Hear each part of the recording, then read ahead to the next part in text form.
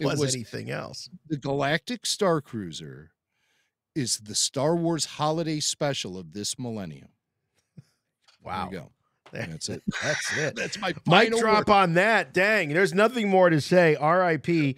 Galactic Star Cruiser.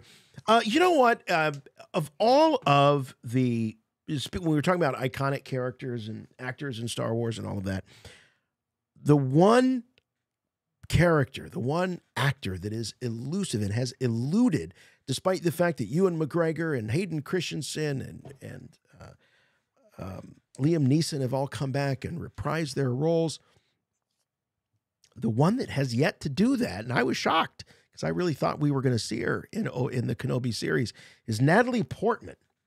And Natalie Portman, you know, she's sort of up there. I feel like, Jim, she's up there with Ewan in the sense that not a lot of people had a problem with Natalie's portrayal of Padme. I don't remember it being horribly divisive like Jake and Hayden, and certainly not Ahmed Best. I mean, yeah, she had some less than great dialogue, but I just don't remember there being a massive disappointment with Natalie Portman as an actress, and a lot of second guessing.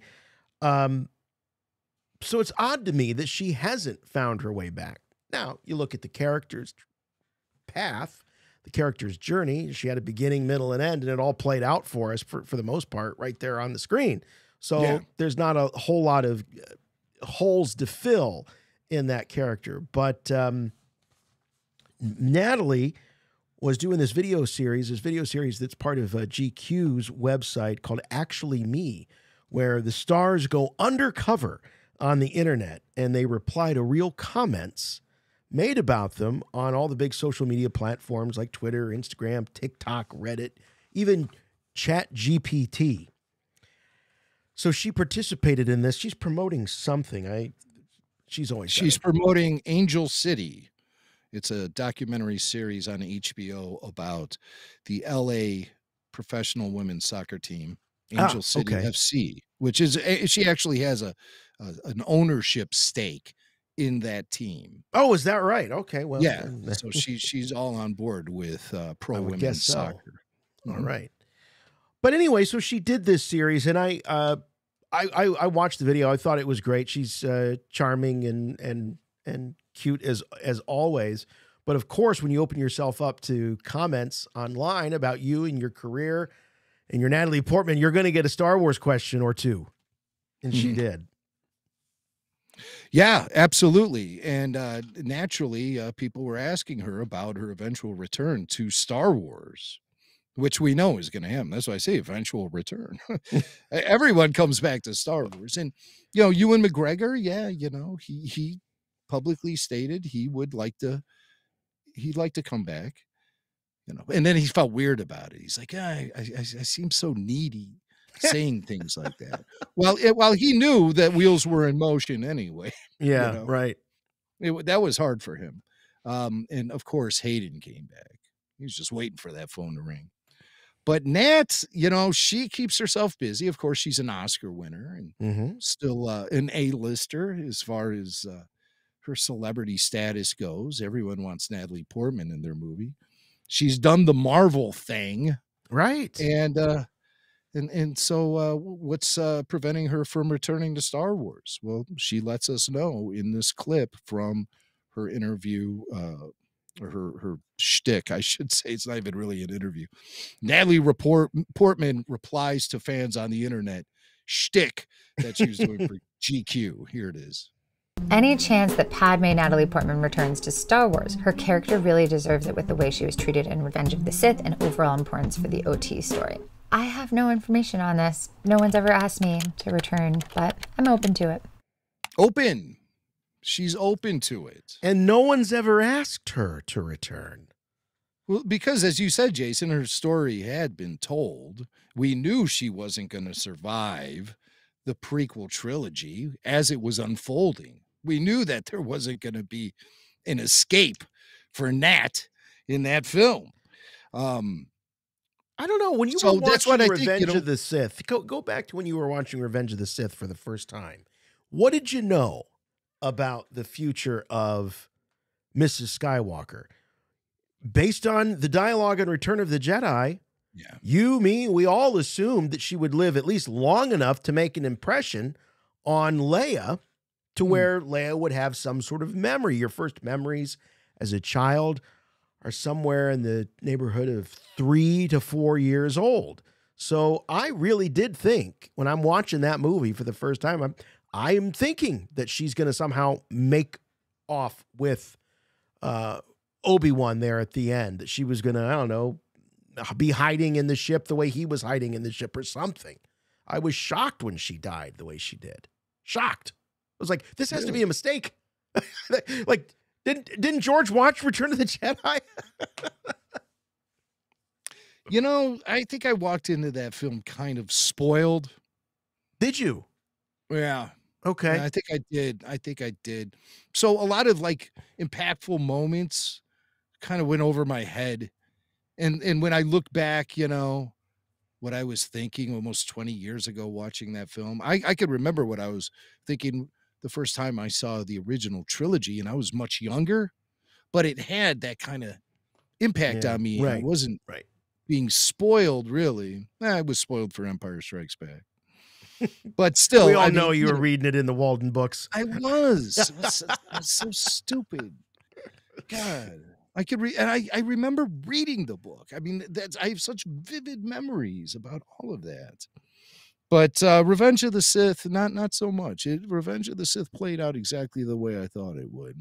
The thing that impressed me the most about Revenge of the Sith coming out of it was the confrontation between Mace Windu and Palpatine in his office.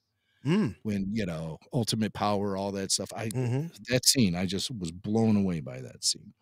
But like Padme stuff, you know what I found interesting is that she was responding to a question where they said that her character had been done wrong in Revenge of the Sith. I mean, that was sort of implied in the way that question was. Treatment in the prequel trilogy. After the way she was treated in Revenge of the Sith. It's right. Like, it's almost like, you know, the character was punished. Well, George Lucas had a story to tell. Right. And we were all on board with it because Luke and Leia's mother was such a big mystery at the time. It's even more of a mystery now, knowing that this little teeny newborn baby took one passing glance at her mother and then remembered. Yeah. That's the Force impression that why did Luke get one? Was able to make, because she was actually feeling midi-chlorians flow through her because she was pregnant with Force-sensitive children. Okay. That's my excuse. But, you know, I get it. And I works for me. I've been living with that for 20 years. It's okay. So Nat, she talked a little bit more about some prequel memories and a keepsake she took from the set. Say what you want about the prequels, but the costume design was amazing. It was amazing. This one is pretty incredible. It's got such like kind of Japanese elements. From the second one, I took one of Anakin's braids. He had that little like braid hanging down. Then I lost it, you know, so that's not very helpful. She lost it. Why would she take Anakin's braid? That seems kind of kinky. It does a little bit. You remember when they were trying to pass those two off in the press as having a little off-screen romance? A little chemistry? Yeah. More I heard there was nothing to that. I heard there was absolutely nothing to that. And it's evident by the lack of on-screen chemistry. The sparks don't really fly between the two of them on screen. They don't. Which is unfortunate. They don't. But yeah, the sparks are not really visible. No.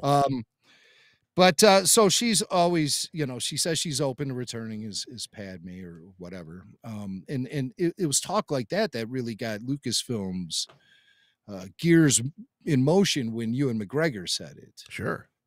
So I wonder if her statement gets anyone at Lucasfilm thinking about it. Well, I'll tell you what I think everyone's thinking about, at least I am, is for there to be some sort of live action Clone Wars story that would unite all of them together And I don't even need him de-aged. You know, there was that de-aging controversy with Hayden. Was he? Wasn't he? You know, during the training sequence. He with him was. and Obi-Wan. He I can was. confirm, There was some yes.